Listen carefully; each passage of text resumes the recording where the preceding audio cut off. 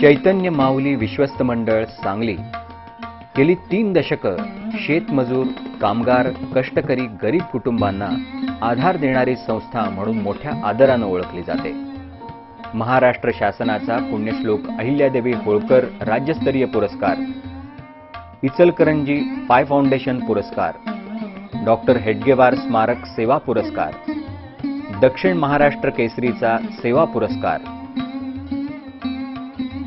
साप्ताहिक बिझनेस एक्सप्रेसचा समाजसेवा पुरस्कार अशा अनेक पुरस्कारांनी गौरवलेली ही संस्था कैलासवासी वामनराव जोशी काका यांच्या प्रेरणेतून आणि त्यांच्या पत्नी श्रीमती मालुताई जोशी यांच्या अथक कार्यातून साकार झाली आहे.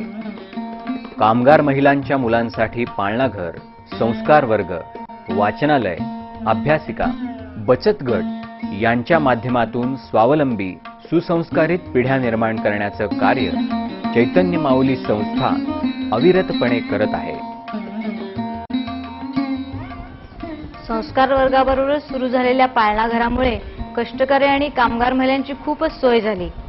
आज इतक्या वर्षानंतरही पालक आपल्या पाल्याला अगदी विश्वासानं आमच्याकडे सोपवून जातो. आणि पाळणाघराचं आणखी एक वैशिष्ट्य म्हणजे सकाळी लवकर ते संध्याकाळी कामावरून आई उशिरा येईपर्यंत इथे या मुलांची देखभाल केली जाते आणि आत्मीयतेने त्यांचा सांभाळ केला जातो.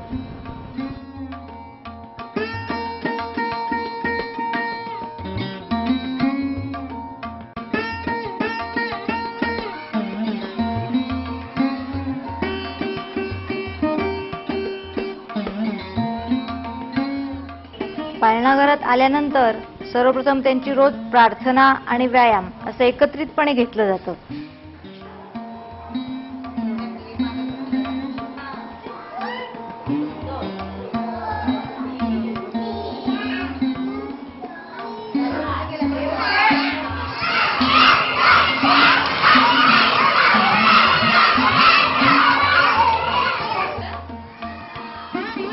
त्यानंतर वयोगटानुसार स्वतंत्र वर्गांमध्ये शिक्षिका मुलांचा अभ्यास, खेळ, गाणी, गोष्टी इत्यादी सगळं त्या मुलांना शिकवतात.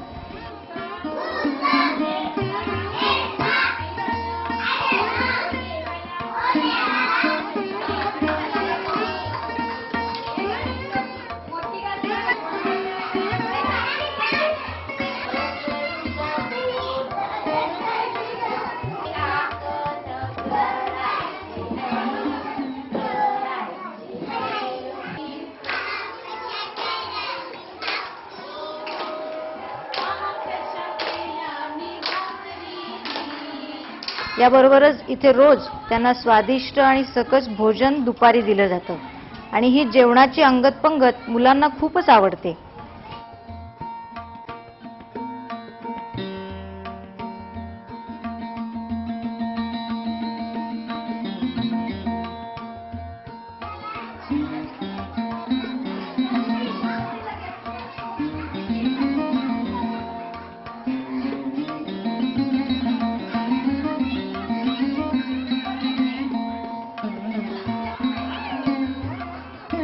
दुपारच्या विश्रांतीनंतर असे वेगवेगळे खेळ खेळत मुलांचा दिवस अगदी मजेत जातो.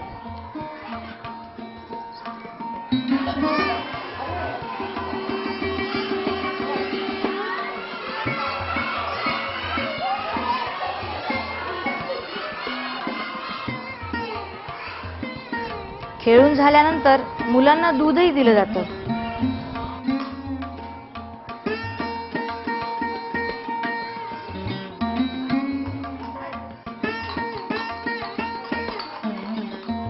पाळणाघरातल्या बहुतेक मुलांचे आईवडील कामावर जात असल्यामुळे वार्षिक सण, समारंभ, उत्सव यापासून बहुतेक वेळा त्यांना मुलांना वंचित राहावं लागतं.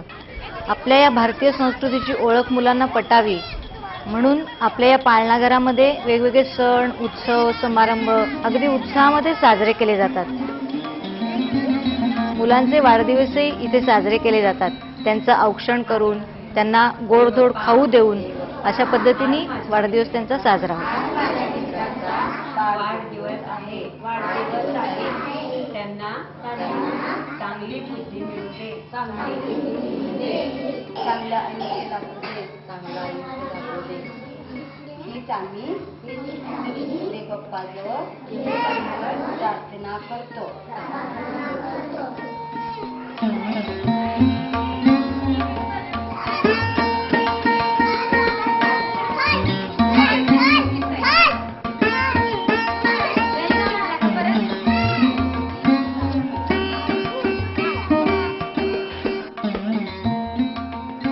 कैलासवासी जोशी काकांच्या प्रेरणेतून व मालुताईंच्या अथक कार्यातून साकारलेली श्री चैतन्य माऊली संस्था वाढली बहरली ती समाजाच्या भक्कम पाठिंब्यामुळेच आणि अनेकांच्या प्रत्यक्ष अप्रत्यक्ष सहभागामुळे.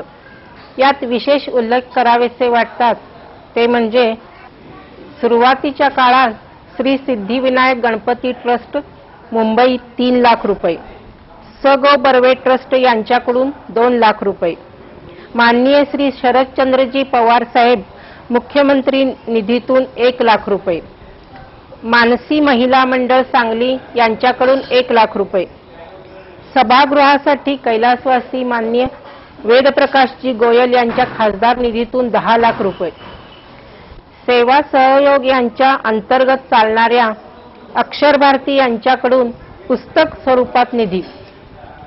वस्तू आणि आर्थिक मदत जशी संस्थेला महत्वाची आहे तसंच मार्गदर्शनही मोलाचं आहे असं वाटतं.